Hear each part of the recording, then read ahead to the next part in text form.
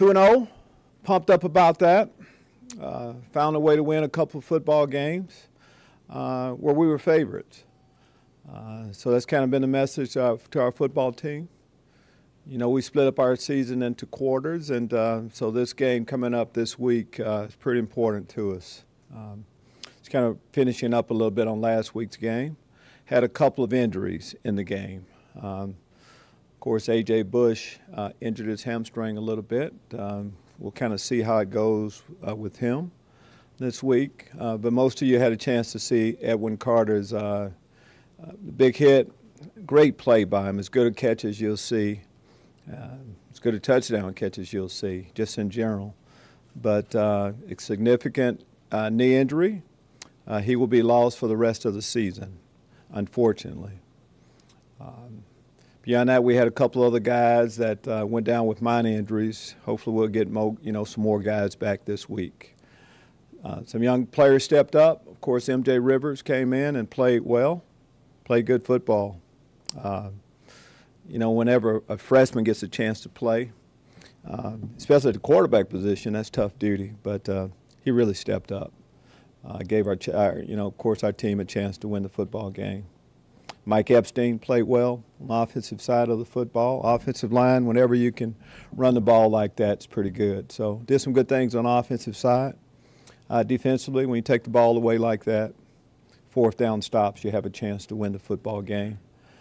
Jamal Woods was our player of the game on the defensive side, active throughout. We've asked him to play defensive end, defensive tackle, and, you know, he plays his role well. Special teams contributed to that win as much as anything also. Chase McLaughlin was our special teams player of the week. Of course, 2 big field goals he hit. And he continues to you know, really kick the ball well on our kickoffs, you know, quite a few touchbacks. So a lot of good things. Dawson DeGrew, of course, blocking the punt was big. Stanley Green, who's here, of course, getting a touchdown. So big win for us this past week. South Florida last year really got after us. We didn't show up and play good football by any means, all 3 phases. So to get an opportunity to play better football and compete a lot better than we did last year, of course, is right at the top of the list. We'll need a great week of practice to get ready for them. They have a similar approach offensively to our offense. So we've had a little bit more practice getting ready for that form of offensive attack. So big challenge for us. Excited about going up Chicago, playing, you know, at Soldier Field and all of that. Take your question. Lovie, when did you come to a determination about MJ that he would be your backup? It's been a process going throughout. First off, going to training camp, just having the guys compete for the starting position. AJ won that, but there was more competition going out throughout the other spots. So it was a period of time. Matt Robinson, of course, did some good things in training camp. M.J. Rivers, of course, did some too. But over a period of time, we thought that A.J., or we thought that M.J., you know, A.J. M.J. is going to get that confused a little bit. We thought M.J. Should get the next reps. And glad we did. Again, he played well. What's A.J.'s week look like ahead? What do you see from him? Don't, you know, we had to get to the practice field and kind of see a little bit. I mean, A.J. will tell you, you know, it's not as bad as whenever you can't finish a game, though, there's concern. But, again, he's making a lot of progress. How are players like Tony Adams and Ricky Smalling doing with their recovery process? Progressing well. Both were close. Ricky was closer last week, I would say. So we're hopeful. Tony Adams has been out for a while, but again, we saw a lot of progress in him. Around this period of time was the date that we had kind of circled where he would have the best chance of getting back on the football field. So hopefully we'll be able to have him. And Ricky Smalling was very close last week. Coach Jamal Milan, Tamir Oliver, and there, Oladipo, 3 of your top defensive tackles. Do you think there's a chance they could play next week? Chance?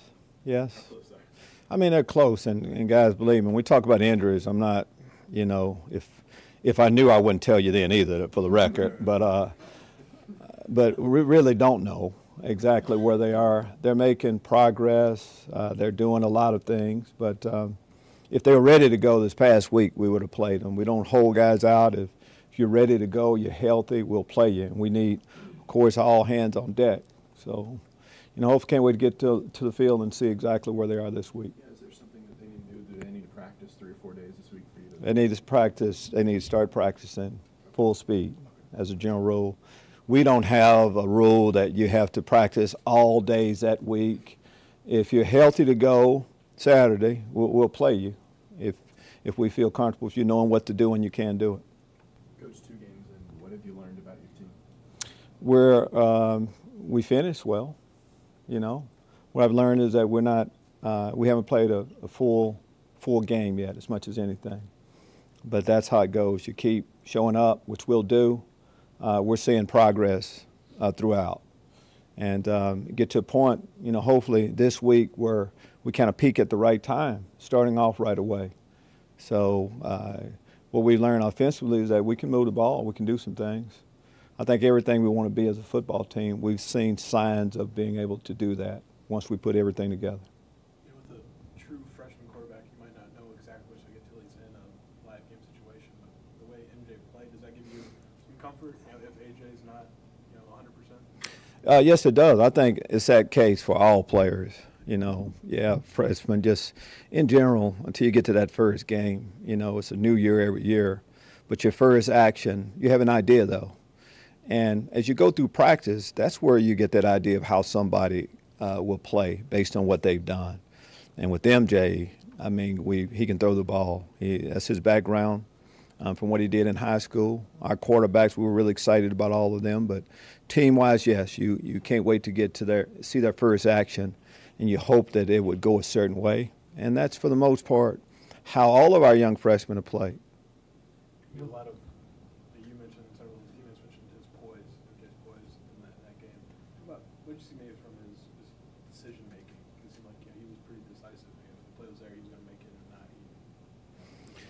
Well, I think having poise and, having confidence, and when you know what you're doing a little bit and you're prepared, I think that's what it kind of comes down to. Whatever year you're in, if you're prepared and of course, you love football, which all of our guys do, a lot of those things happen. So, but again, at that position, that's how he's been. He's been playing that position a long period of time. He came to University of Illinois to eventually play football for us. So none of this is really shocking him in anything. Will the guys who've been suspended be available this week? Getting closer. They didn't play last week. New week coming up this week. Be able to talk to you a little bit more about everything as the week plays out. As you've had these injuries and suspensions, how has that impacted your team and just your own evaluation of what you guys have? Well, whether it's suspensions, hopefully you don't have a lot of suspensions, but injuries come up where you have to look at other players that maybe would have to wait a little bit longer. It's always about the next person up. Whatever reason a player can't play, life goes on. And that's why you're constantly developing, just not your starters, but the bottom of your roster.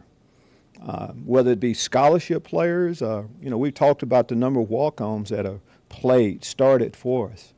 And we're just looking at the best guys that have proven to us, showed us that they can help us, and you get opportunities to play. When you get an opportunity, you got to perform well. With your running backs, you've used all of them, and you say you continue to do that. Will you ride a hot hand more? If one guy is, maybe like Mike Epstein had a couple of really good runs.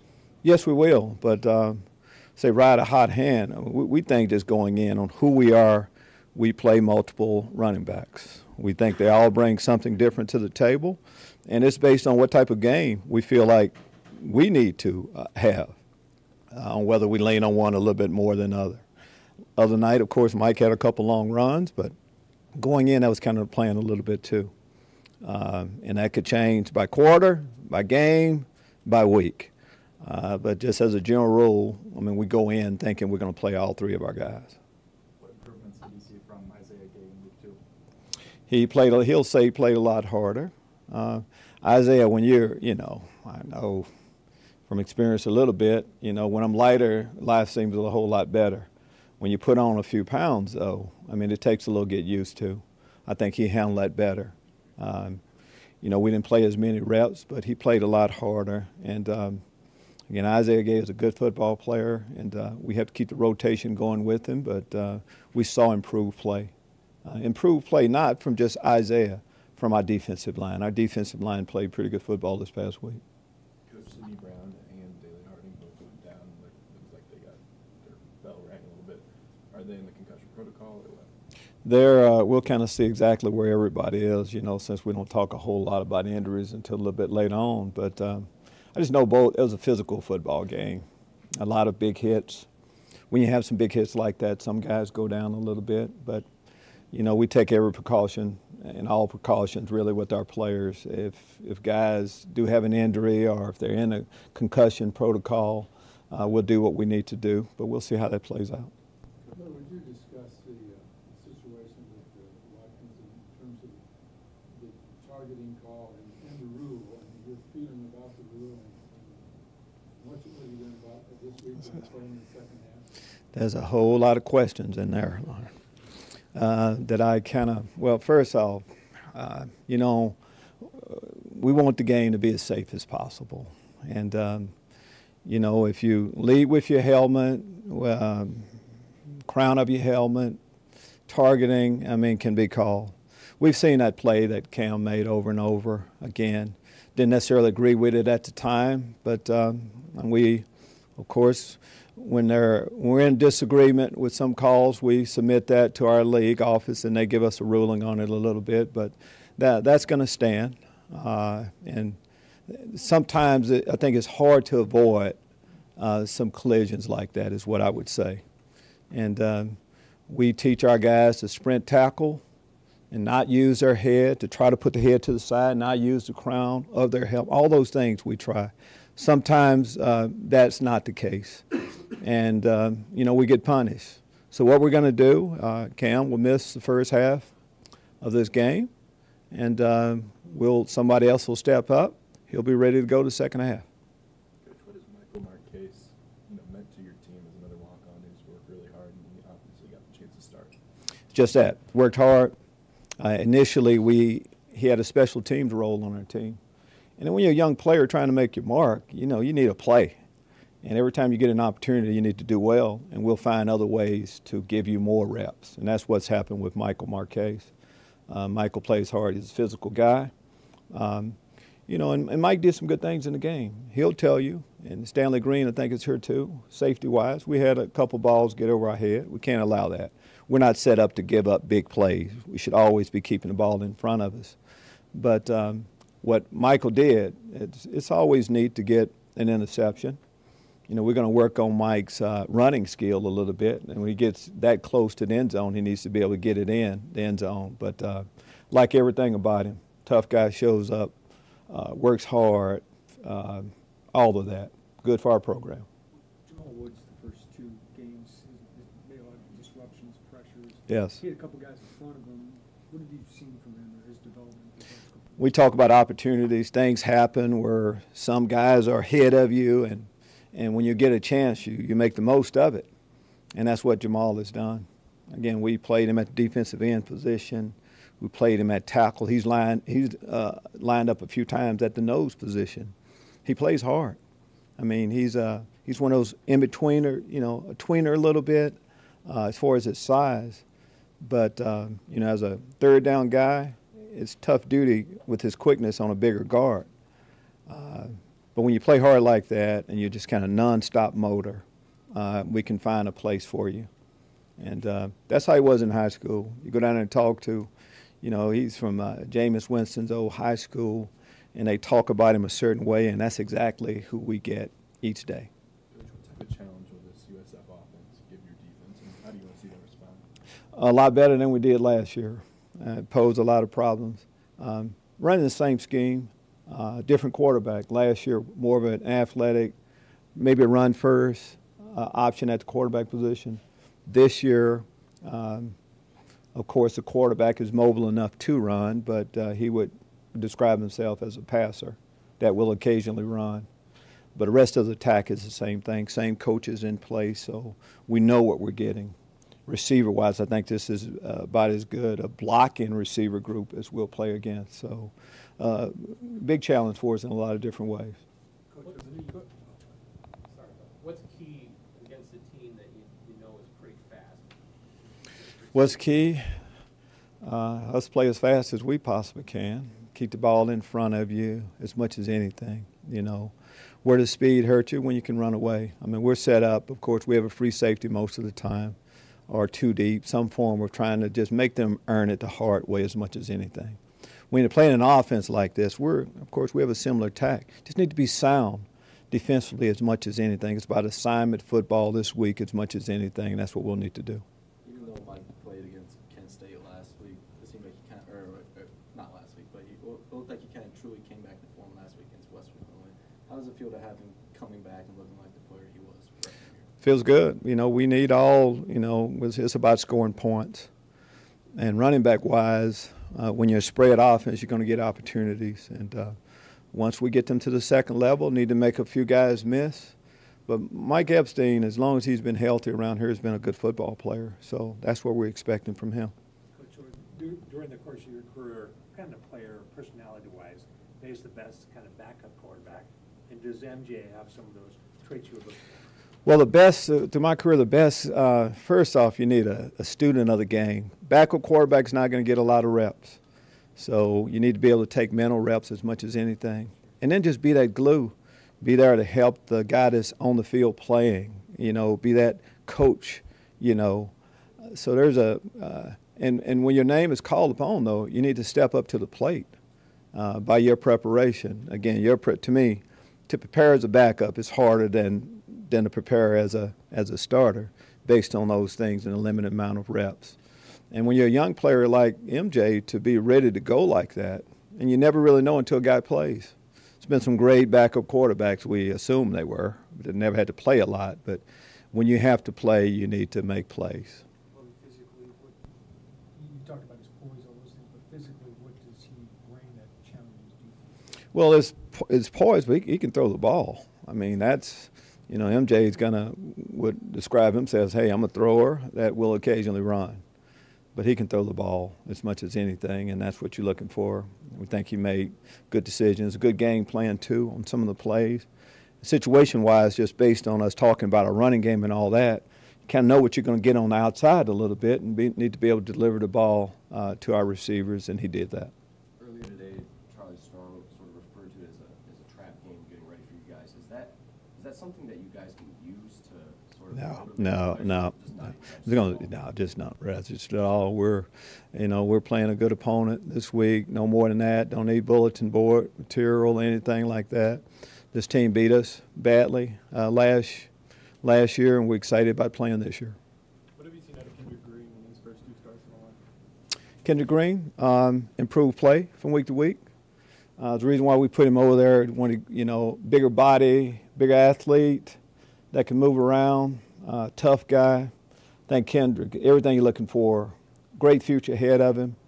You know, that speed that he has, wrestler, all those things, toughness is what he has brought to the table. And his play will get better and better each week, just based on experience at the position. Smith, the guy transitioning from wide receiver to safety this year. What have you kind of seen out of his progression? He was part of the fumble against Western Illinois. He's progressing. We're playing a lot of guys, a lot of safeties have played for us back there. Kendall's strong suit now would be more playing the pass than the run. But, again, when you're a receiver that wants to play there, that helps an awful lot. I mean, he kind of requested to move as much as anything. And another one of the young players that hasn't had a lot of experience back there, but will get better and better as he gets reps. Coach Nate Hobbs and Ben Williams both were FaceTiming the guys after the game, congratulating them. What does that tell you about them a little bit, that they're still bought into the team, even though they're not around them all the time? I don't know really what to say. I mean, as much as anything, we can't wait to get them back out there on the football field. That's how they can help their teammates as much as anything. But just kind of leave it at that. Juan Martin, as a true freshman, has made 2 starts. It's not something you see very often.